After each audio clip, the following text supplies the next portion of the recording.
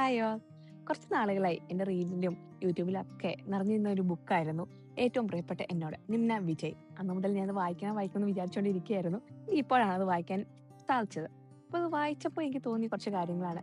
ഇതിൽ അതിഥി എന്ന് പറയുന്ന ഒരു പെൺകുട്ടിയുടെ കഥയാണ്. ആ പെൺകുട്ടി സ്വന്തം നാട് വിട്ട് വേറൊരു നാട്ടിലേക്ക് പോവുകയാണ്. അവിടെ ആ കുട്ടി നേരിടുന്ന പ്രശ്നങ്ങൾ, അല്ലെങ്കിൽ ആ പെൺകുട്ടിയുടെ ജീവിതത്തിൽ കടന്നു വരുന്ന ആൾക്കാരുകൾ അവരെ എങ്ങനെ സ്വാധീനിക്കുന്നു, അതുവഴി എങ്ങനെ എന്തൊക്കെ മാറ്റങ്ങൾ വരുന്നു എന്നുള്ളതാണ് ഈ പുസ്തകത്തിൽ പറയുന്നത്.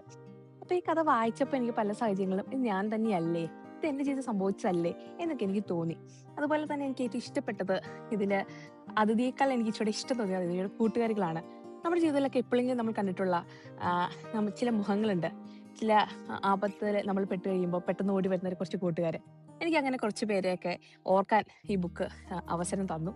ഇത് എല്ലാവരും വായിച്ചിരിക്കണം എന്നൊന്നും ഞാൻ പറയില്ല. അല്ലെങ്കിൽ ഇത് മസ്റ്റായിട്ട് എല്ലാവരും വായിക്കണം. വായിച്ചു കഴിഞ്ഞാൽ എല്ലാവർക്കും ഞാൻ കുറെ റീല് കണ്ടിരുന്നു വായിച്ചു കഴിയുമ്പോൾ നിങ്ങൾ കരയും എന്നൊക്കെ. പക്ഷെ എനിക്ക് അത്രയ്ക്ക് തോന്നിയില്ല. പക്ഷേ ഈ ബുക്ക് വായിക്കുമ്പോൾ എവിടേക്കോ നമ്മൾ തന്നെയല്ലേ എന്നൊരു തോന്നൽ നമുക്ക് തോന്നും.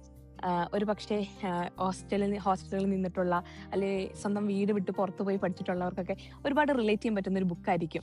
അവിടെ എവിടേക്കോ നമ്മുടെ തന്നെ ജീവിതാനുഭവങ്ങൾ നമുക്ക് കാണാൻ സാധിക്കും. എവിടേക്കോ നമ്മൾ മറന്നുപോയ കുറച്ച് കാര്യങ്ങളാണ് ഈ ബുക്കിൽ പറഞ്ഞിരിക്കുന്നത്. എന്തായാലും എല്ലാവരും ഒന്ന് വായിച്ചു നോക്കുക. ഇതിന് സെക്കൻഡ് പാർട്ടും കൂടെ ഉണ്ട്. ഞാനത് വായിച്ചിട്ടില്ല. കാരണം എനിക്ക് ബുക്ക് വായിച്ചപ്പോൾ ഒരുപാട് ഇഷ്ടപ്പെട്ടു. അപ്പോൾ എൻ്റെ പേഴ്സണലി എനിക്ക് ഇഷ്ടമായി.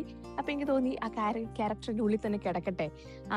കിടന്ന് കുറച്ച് നാള് അതിൻ്റെ ഒരു ഇമോഷൻസ് നമുക്ക് ഇമാജിൻ ചെയ്യാം. അല്ലെങ്കിൽ ആ ക്യാരക്ടർ എങ്ങനെ അതിനെ ഇമ്പ്രൂവ് ചെയ്യും, അല്ലെങ്കിൽ ആ സിറ്റുവേഷൻസ് എങ്ങനെ ഹാൻഡിൽ ചെയ്യും എന്നൊക്കെ നമുക്കൊന്ന് ഇമാജിൻ ചെയ്യാം എന്ന് ഞാൻ വിചാരിച്ചു. അതല്ലേ വായനയുടെ ഒരു രസം.